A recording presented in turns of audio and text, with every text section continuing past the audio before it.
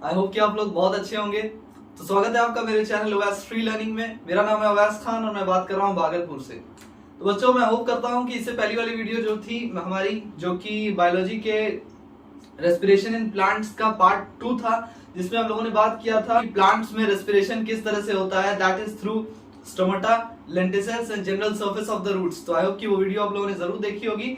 नहीं देखी है तो जाकर आप लोग देख लीजिएगा, उसके लिंक मैं आप लोगों को डिस्क्रिप्शन बॉक्स में दे दूंगा। तो चलिए खैर, आज का जो हमारा टॉपिक होने वाला है वो respiration in plants class 9th के चैप्टर का पार्ट 3 होने वाला है, जिसमें हम लोग जानने वाले हैं कि एरोबिक रेस्पिरेशन और एनारोबिक रेस्पिरेशन क्या होता है, प्लांट्स में कौन सा रेस्पिरेशन होता है, एरोबिक होता है या एनारोबिक होता है। और हम लोग ये भी जानेंगे इस वीडियो में कि ग्लाइकोलाइसिस और क्रेब्स साइकिल, जो कि रेस्पिरेशन का 2 फेज है, उसका सिग्निफिकेंस क्या है, उसका इंपॉर्टेंस क्या है। तो चलिए खैर, हम लोग अपनी वीडियो को शुरू करते हैं without wasting our time. So let's start our channel, let's गो।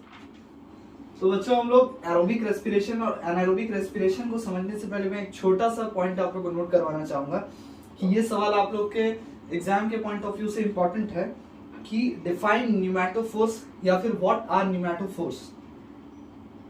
अब देखिए बच्चों, प्लांट्स जो कि मैंग्रोव या फिर सलाइन एरिया में उगता है, सलाइन स्वैम्प्स में, ठीक है, उन प्लांट्स के पास होता है ब्रीदिंग रूट्स, या फिर आप कह सकते हैं कि रेस्पिरेटरी रूट्स होता है, जिसको हम लोग कहते हैं न्यूमेटोफोर्स। ठीक है, इन ब्रीदिंग रूट्स को हम लोग क्या कहते हैं, न्यूमेटोफोर्स कहते हैं। अब जो देखिए बच्चों, न्यूमेटोफोर्स जो होता है ये वाटर लॉक्ड सॉइल से इमर्ज करता है। वाटर लॉक्ड सॉइल का मतलब क्या है, वो मिट्टी जहां पर बहुत सारा पानी जमा हो जाता है, वहां पर इस तरह का सिचुएशन होता है, वहां पे न्यूमेटोफोर्स जो है वो उगता है, वो इमर्ज करता है उस तरह के एरियाज में, उस तरह की मिट्टी पे जहां पर पानी बहुत ज्यादा जमा हो जाता है, जहां पर वाटर लॉगिंग होता है।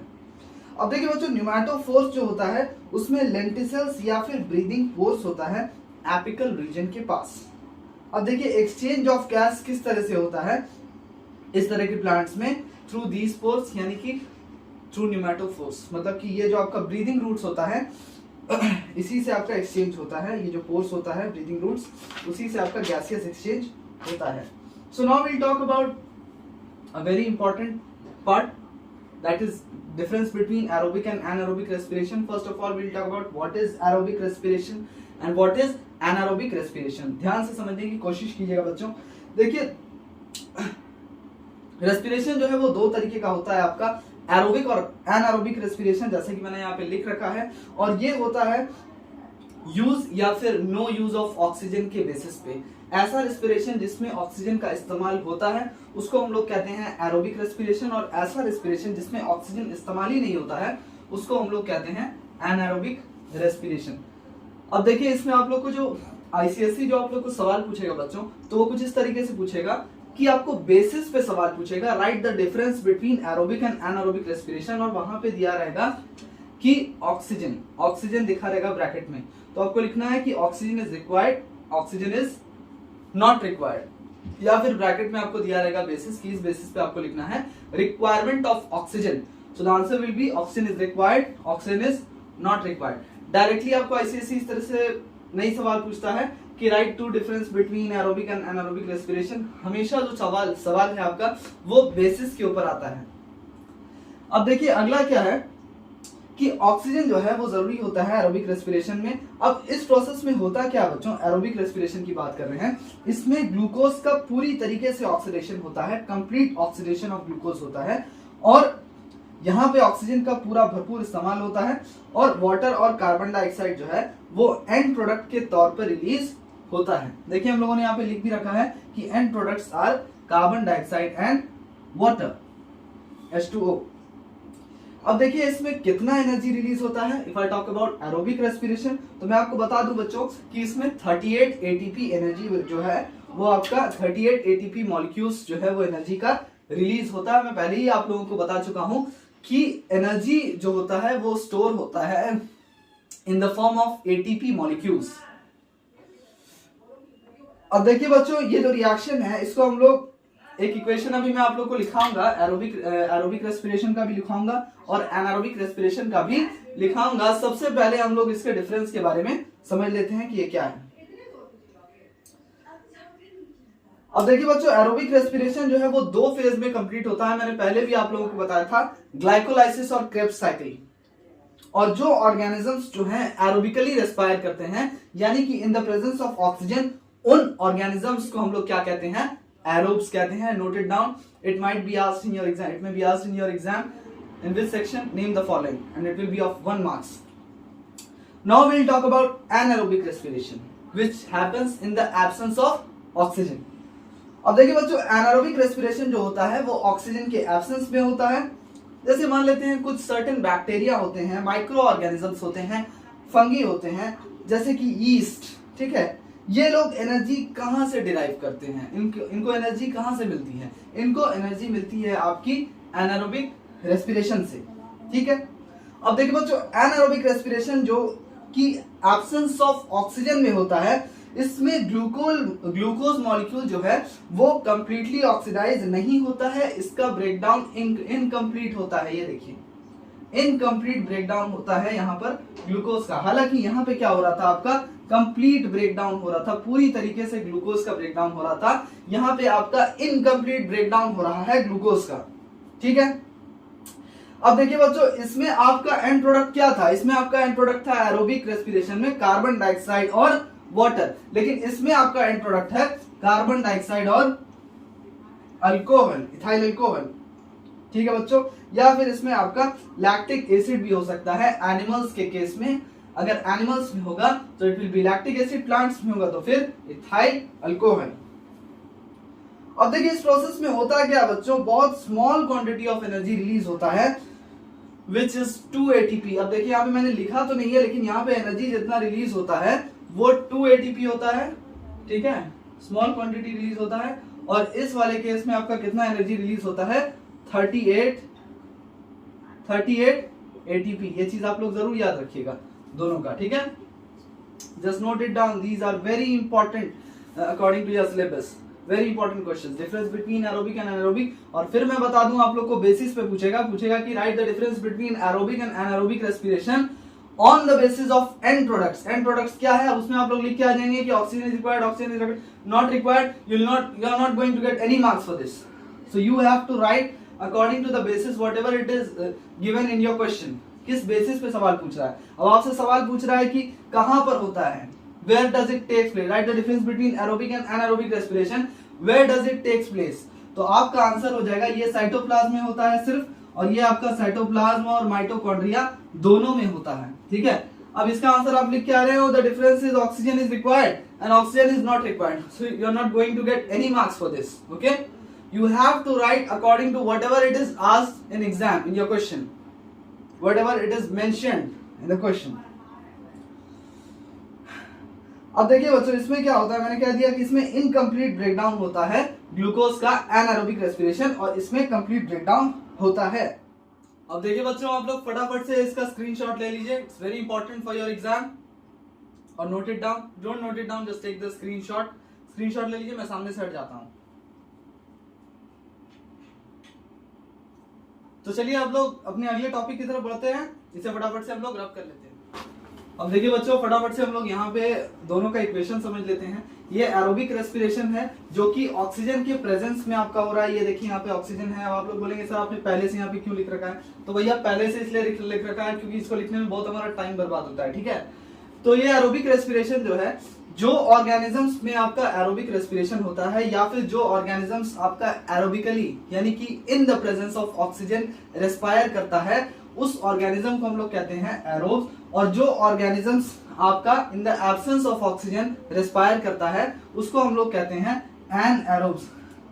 These two questions are very important according to your syllabus, ठीक है, क्योंकि ये आपका नेम द फॉलोइंग में पूछा जा सकता है।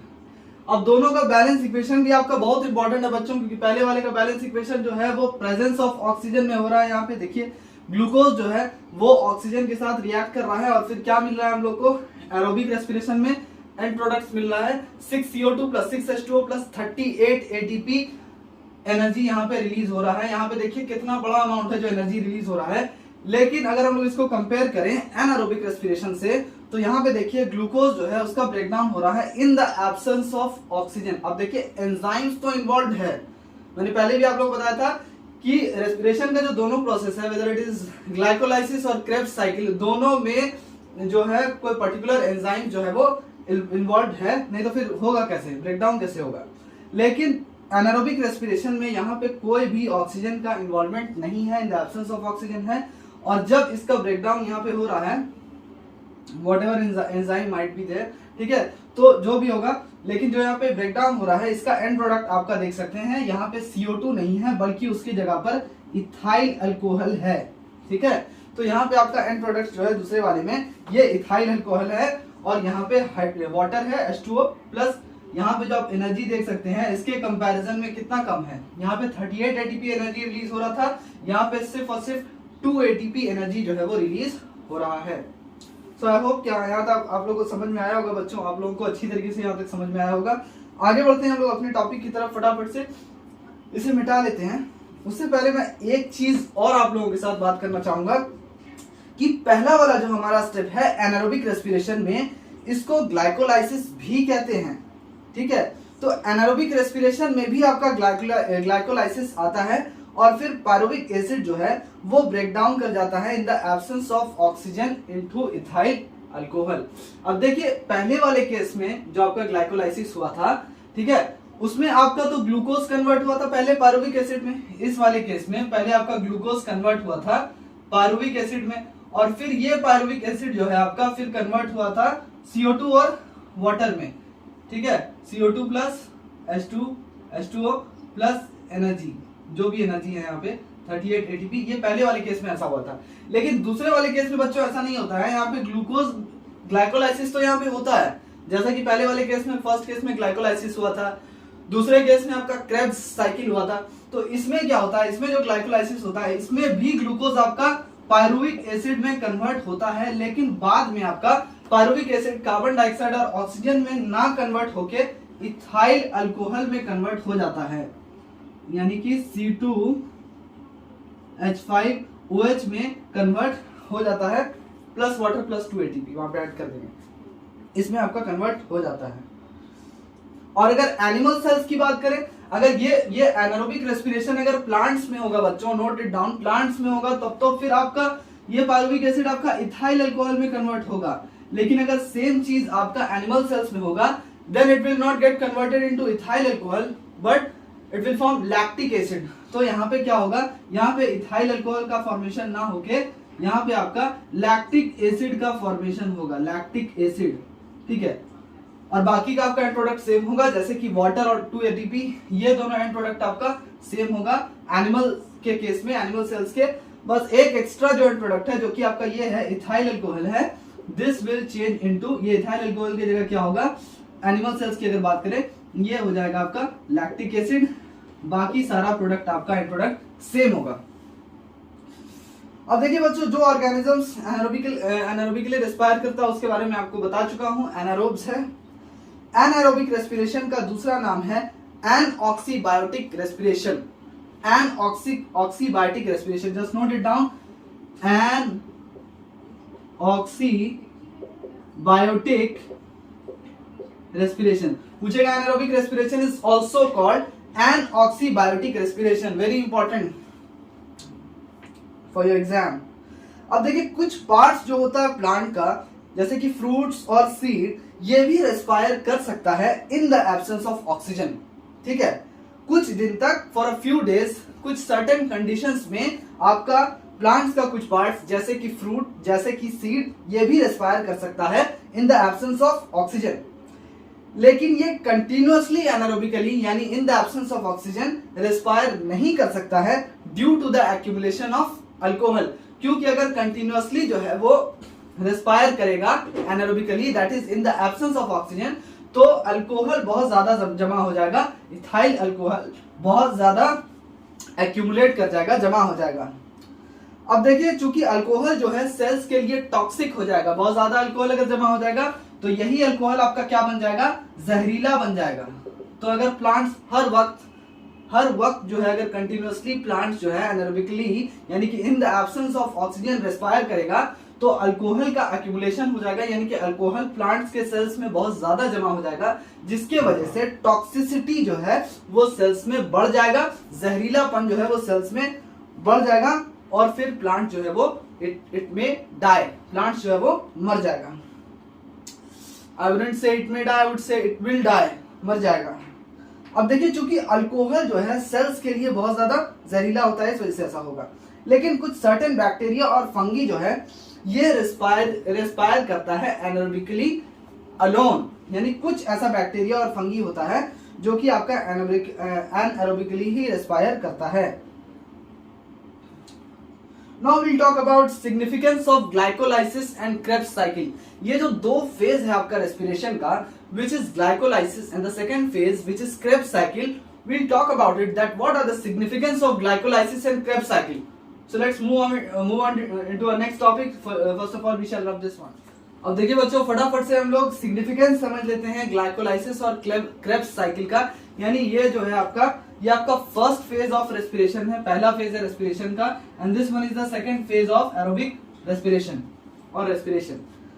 अब देखिए पहला सिग्निफिकेंस या फिर इंपॉर्टेंस ये है बच्चों ग्लाइकोलाइसिस और क्रेब्स साइकिल का, कि ग्लाइकोलाइसिस जो है ये वो स्टेप होता है रेस्पिरेशन का जो कि एनारोबिक और एरोबिक दोनों रेस्पिरेशन में ही होता है। ग्लाइकोलाइसिस आपका दोनों में ही पाया जाता है कि एरोबिक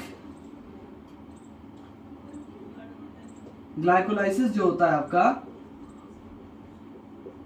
ये आपका अकर्स इन, पूरा नहीं लिख रहा हूं आप समझ जाइएगा, यहां से टाइम वेस्ट होगा। ग्लाइकोलाइसिस अकर्स इन बोथ, ये दोनों में ही होता है, यानी कि एरोबिक रेस्पिरेशन में भी होता है एंड एनारोबिक रेस्पिरेशन में भी होता है ये, ठीक है, दोनों में होता है। एरोबिक रेस्पिरेशन और एनारोबिक रेस्पिरेशन दोनों में होता है आपका ग्लाइकोलाइसिस, ये याद रखिएगा। और इस वजह से ये इनेबल करता है एनारोब्स को और एरोब्स को कि वो एनर्जी ले सकें by the breakdown of glucose. अब चूंकि ग्लाइकोलाइसिस दोनों में ही होता है, चाहे हम लोग एनारोबिक रेस्पिरेशन की बात करें चाहे एरोबिक रेस्पिरेशन की बात करें, चूंकि दोनों में होता है, इस वजह से ये प्रोसेस जो है इनेबल करता है एनारोब्स और एरोब्स दोनों को ही कि वो एनर्जी ले सकें by the breakdown of glucose. इनको दोनों को ही ग्लूकोज के ब्रेकडाउन से एनर्जी मिल जाता है पहले वाले ही प्रोसेस में। अब दूसरा जो फेज है जो कि क्रेब्स साइकिल है बच्चों, ये इंपॉर्टेंट स्टेप है रेस्पिरेशन का, क्योंकि यहाँ पर major amount of energy release होता है। ये वाला सिर्फ आपका एरोबिक रेस्पिरेशन में ही होता है।